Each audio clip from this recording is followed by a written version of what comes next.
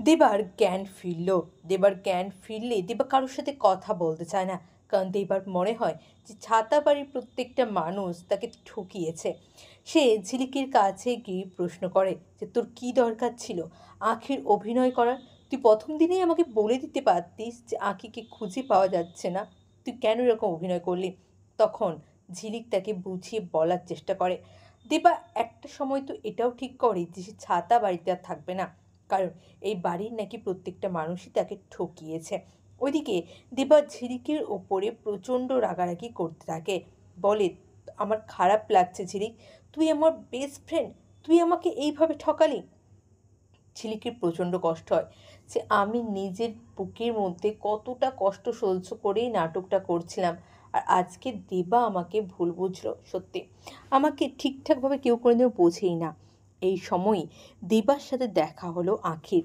আখি event manager সেজে এসেছিল ছাতা বাড়িতে। আসলে সে দেখতে এসেছিল যে ঝিলিক কীভাবে তার জায়গাটা দখল করে নিয়েছে। তারপরে ছাতা বাড়িতে এসে আঁখির মুখোমুখি হলো দেবা। দেবার নিজের আঁখিকে দেখে চিনতে পারবে না সেটা তো হতেই পারে না। নিজের আঁখিকে দেখার পরেই খুব চেনা চেনা লাগছিল। আঁখির কাছে দেবা গেল, যে বলল যে, আপনাকে মনে হচ্ছে যেন আমি চিনি, মনে হচ্ছে আপনার সাথে আমার কোনো একটা পরিচয় আছে, আমি কি আপনাকে কোথাও দেখেছি? নিজের ভালোবাসার মানুষকে চিনে নিতে কিন্তু ভুল করেনি দেবা, কিন্তু আঁখি ওরূপে রেবেকা, সে কি নিজের আসল পরিচয়টা দেবার কাছে দিতে পারবে, বলতে পারবে কিছু? না, সে পারবে না, কারণ তাকে তো উল্টো পাল্টা বোঝানো হয়েছে, তার মগজ ধলাই করা হয়েছে, তাকে হিপনোটাইজ করা হয়েছে। তাই তার কাছে এখন ঝিলিক সত্য, ছাতাবাড়ির প্রত্যেকটা মানুষ সত্য, আর সে প্রতিশোধ নিতেই ছাতা বাড়িতে এসেছে।